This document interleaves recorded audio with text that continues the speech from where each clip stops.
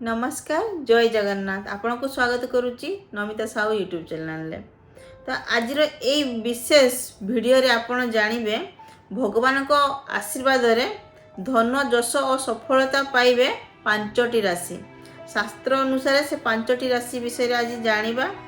तो ज्योतिष शास्त्र अनुसार किछि ग्रह नक्षत्र एमिति स्थिति रही जार प्रभाव रे केतेक राशि लोक धन संपत्ति घरे भर्ती हो सफलता नुआ सुजोग मिलिबो आपण जहाँ भाभी ताहा यही समय रे पूर्ण करि परिबे। बहुत भल समय आसी जाइछि तो आपण को पई सुवर्ण सुजोग देखंतु जदि आपण चाहुचंती जे आपण ए भाग्यशाली राशि भितरे आपण को राशिटी रहू ताहले निहाती भाबरे वीडियो को स्किप करिवेनी नहने आपण जानि परिबेनी एही पांचटी राशि भितरे आपण को राशि अछि कि नाही।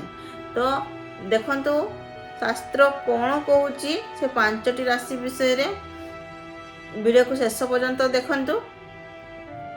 प्रथम राशि रही से भाग्यशाली राशि मध्यरु प्रथम राशि रही वृष राशि।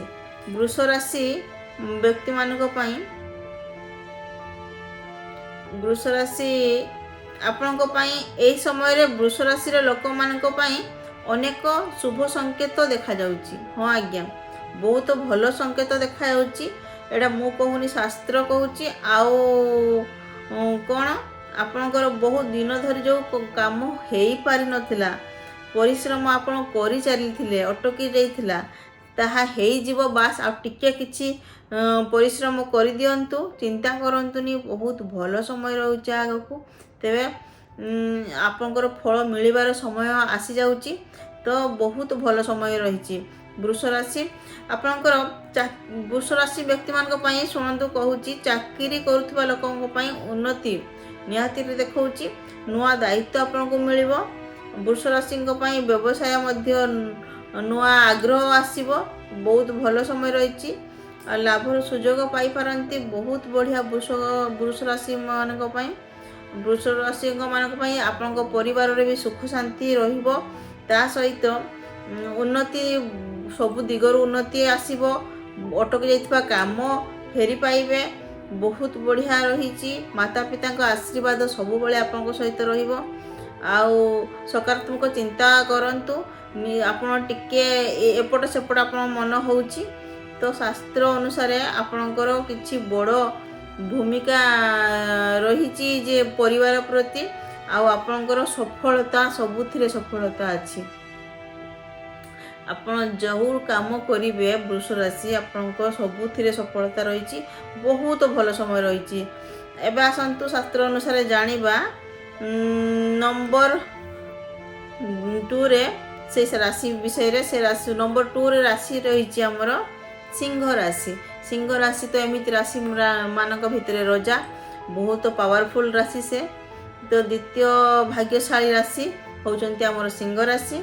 सिंह राशि रो लोक माने साधारणतः आत्मविश्वासी आपण भी जानिथिबे निहाती भाबरे से माने सब बेले आत्मविश्वासी रहंती एवं तांकर नेतृत्व गुण रो अधिकारी से माने तांको भितरे जो गुण थाए ताहार से माने अधिकारी होई थांती एवं से माने केबे काहाकू डरंती नाही।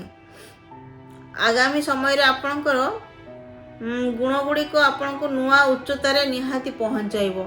आपण सिंह राशि एक्चुअली पावरफुल राशि आपणकर गुण आपनको निहाती उच्चता को पठेइबो। जो काम करिवे से चाकरी क्षेत्र हो बिजनेस क्षेत्र हो आपनको उच्चता बहुत रही। तो आपणकर सब क्षेत्र रे बहुत भल रही।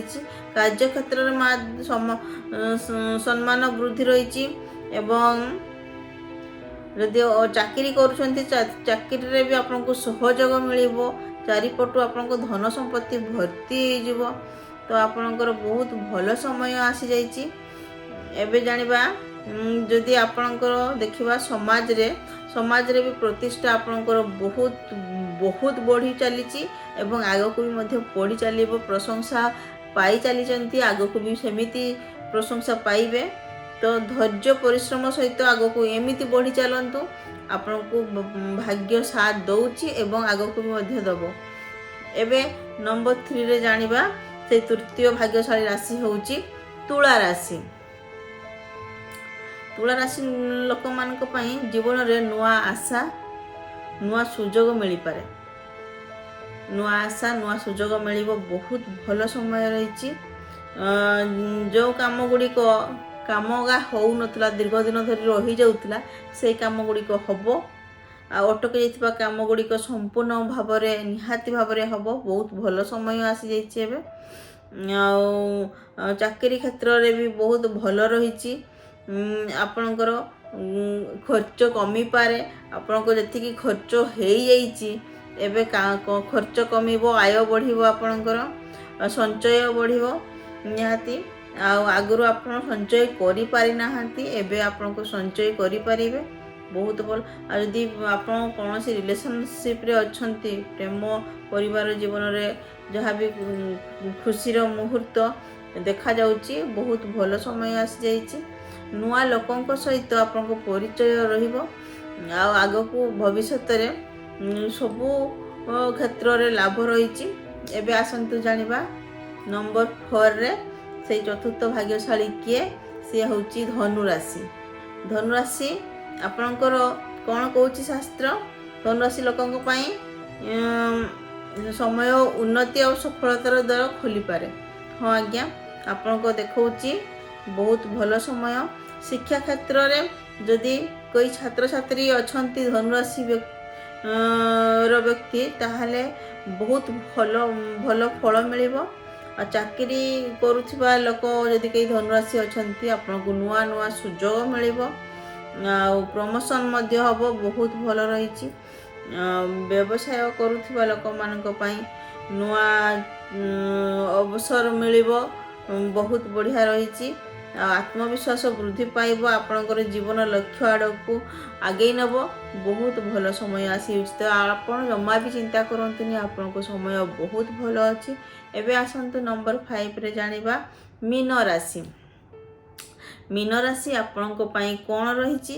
ମୀନ ରାଶି ସେଇ ନମ୍ବର 5ମ ଯେଉଁ ମୀନ ରାଶି, ଆପଣଙ୍କର ଭାଗ୍ୟ ତ ପୁରା ସୁବର୍ଣ୍ଣ ସୁଯୋଗ ନେଇ ଆସୁଛି। ବହୁତ ସୁନ୍ଦର ରହିଛି ମୀନ ରାଶିମାନଙ୍କ ପାଇଁ। ଶାସ୍ତ୍ର ଅନୁସାରେ ଧନ ସମ୍ପତ୍ତି କ୍ଷେତ୍ରରେ ନୂଆ ସୁଯୋଗ ଆପଣଙ୍କୁ ମିଳିବ। ଆପଣଙ୍କ ଭାଗ୍ୟ ବହୁତ ବଢ଼ିଆ ରହିଛି, ବହୁତ ଭଲ। ତ ସମସ୍ୟା ସମାଧାନ ହେଇଯିବ। ଯାହା ବି ଆପଣଙ୍କର ସମସ୍ୟା ରହିଛି ପୂର୍ବରୁ ସମାଧାନ ହେଇଯିବ। ତ କାର୍ଯ୍ୟକ୍ଷେତ୍ରରେ ବି ଆପଣ ପରିଶ୍ରମ ଯେତିକି କରୁଛନ୍ତି ତାର ନିହାତି ମୂଲ୍ୟ ମିଳିବ। ଚିନ୍ତା କରନ୍ତୁନି। ଆଉ ଆପଣଙ୍କ ଉପରେ ଭଗବାନଙ୍କ ନିହାତି କୃପା ରହିଛି। ବିଶ୍ୱାସ ରଖନ୍ତୁ। ଆଗକୁ ନିହାତି ଉନ୍ନତି କରିବେ। ତ ଚିନ୍ତା କରନ୍ତୁନି। ଆପଣଙ୍କ ସମୟ ବହୁତ ବଢ଼ିଆ ରହିଛି ମୀନ ରାଶି। ତ ସାଙ୍ଗମାନେ, ଆଜି ତ ଆପଣ ଜାଣିଲେ 5ଟି ରାଶି ବିଷୟରେ। ଯେଉଁ 5ଟି ରାଶି ବିଷୟରେ ମୁଁ କହିଲି, ଭାଗ୍ୟ ଆକ୍ଚୁଆଲି ବହୁତ ସାଥ ଦେଉଛି ଏ 5ଟି ରାଶି। ତ ମନେ ରଖନ୍ତୁ, ସଫଳତା କେବଳ ଗୋଟେ କଥା କହିବି, ସଫଳତା କେବଳ ଭାଗ୍ୟ ନୁହେଁ ଯେ ହଁ ଭାଗ୍ୟରେ ମୋର ଅଛି, ମୋର ରାଶି ଫଳ ବହୁତ ଭଲ ଅଛି ଏହି ସମୟରେ, ତ ମୁଁ କିଛି କରିବିନି ନା। ପରିଶ୍ରମ କରନ୍ତୁ, ଧୈର୍ଯ୍ୟ ଧରନ୍ତୁ, ଭଲ କର୍ମ କରନ୍ତୁ। ନିହାତି ଭାବରେ ଆପଣଙ୍କୁ ଭାଗ୍ୟକୁ ଆମେ କ'ଣ କହୁଛୁ? ଲକ୍। ଆମର ଲକ୍ ସାଥ ଦେଉନି। ଯେଉଁ ଆମେ ଥରେ କ'ଣ ହୁଏ କି, ଆମେ ଏତେ ପରିଶ୍ରମ କରୁ କିନ୍ତୁ ଆମ ଲକ୍ ସାଥ ଦିଏନି। ଥରେ ଆମେ ଟିକେ ପରିଶ୍ରମ କରିଥାଉ କିନ୍ତୁ ଆମ ଲକ୍ ସାଥ ଦେଇଥାଏ। ସେଇଭଳି ତ ଥରେ ଏମିତି ହୁଏ, ଆମ ଲକ୍ ତ ସାଥ ଥାଏ କିନ୍ତୁ ଆମେ ପରିଶ୍ରମ ହିଁ କରୁନି। ତ ମୋ କହିବା କଥା ହେଉଛି, ଆପଣଙ୍କ ଲକ୍ ସାଥ ଅଛି। ଏଇ 5ଟି ମୁଁ ଯେଉଁ କହିଲି 5ଟି ରାଶି, କେଉଁ 5ଟି ରାଶି? ପ୍ରଥମ ରାଶି ବୃଷ ରାଶି, ଦ୍ୱିତୀୟ ରାଶି ସିଂହ ରାଶି, ତୁଳା ରାଶି, ତାପରେ ଧନୁ ରାଶି ଓ ମୀନ ରାଶି। ଏଇ 5ଟି ରାଶିର ଭାଗ୍ୟ ବହୁତ ଭଲ ରହିଛି ଆଗାମୀ ଦିନରେ। ତ 5ଟି ରାଶିର ଲକ୍ ଆପଣଙ୍କୁ ସାଥ ଦେବ। ଯେଉଁ ବ୍ୟକ୍ତିମାନଙ୍କର 5ଟି ରାଶି ମିଶୁଥିବ ନିହାତି ମୋତେ କମେଣ୍ଟ କରି ଜଣାଇବେ। କିନ୍ତୁ ମନେ ରଖନ୍ତୁ ଯେ ଲକ୍ ତ ଆପଣଙ୍କୁ ସାଥ ଦେଉଛି, ଭାଗ୍ୟ ଆପଣଙ୍କୁ ସାଥ ଦେଉଛି, କିନ୍ତୁ ଆପଣଙ୍କୁ ବି ପରିଶ୍ରମ କରିବା ପାଇଁ ପଡ଼ିବ। ପରିଶ୍ରମ କରନ୍ତୁ, ଧୈର୍ଯ୍ୟ ଧରନ୍ତୁ, ଭଲ କର୍ମ କରନ୍ତୁ। ଆଉ ଦେଖିବେ ଜ୍ୟୋତିଷ ଶାସ୍ତ୍ର ଅନୁସାରେ ଯାହା ଦେଖାଯାଉଛି, ଆପଣ ସଫଳ ପାଇଁ ପ୍ରୟାସ ଠାରୁ ଯେତିକି ପ୍ରୟାସ କରିବା କଥା କରନ୍ତୁ, ଫଳକୁ ଆଶା କରନ୍ତୁନି। ଫଳ କିନ୍ତୁ ଆପଣଙ୍କୁ ନିହାତି ଆପଣଙ୍କ ପାଖରେ ପହଞ୍ଚିଯିବ। ସେତେବେଳେ ଆପଣ ଜାଣିପାରିବେ ଯେ ନା, ମୁଁ ଭାଗ୍ୟ ତ ମୋର ସାଥ ଦେଲା, କିନ୍ତୁ ମୁଁ ମୋ ପରିଶ୍ରମର ଫଳ ପାଇଲି। ଆଉ ଯଦି ଆପଣଙ୍କୁ ଭାଗ୍ୟ ସାଥ ଦେଉଛି ଆଉ ପରିଶ୍ରମ ଆପଣ କରୁନାହାନ୍ତି, ତାହେଲେ ଆପଣ ସେଇଠି ନିରାଶ ହେଇଯିବେ। ତ ବହୁତ ଭଲ ରହିଛି ଏଇ 5ଟି ରାଶି ପାଇଁ। ଭାଗ୍ୟ ବହୁତ ଭଲ ଦେଉଛି। ଏବେ ଗୋଟେ କଥା କହିବି, ଯଦି ଆଜିର ଭିଡ଼ିଓଟି ଭଲ ଲାଗିଛି ତାହେଲେ ନିହାତି ଭାବରେ ଚ୍ୟାନେଲଟିକୁ ଲାଇକ୍ କରନ୍ତୁ ଆଉ କମେଣ୍ଟ କରନ୍ତୁ କେଉଁମାନଙ୍କର ଏଇ 5ଟି ରାଶି ଭିତରୁ କାହାର ଅଛି। ତ ଆଉ ଚ୍ୟାନେଲକୁ ସବସ୍କ୍ରାଇବ୍ କରିଦିଅନ୍ତୁ।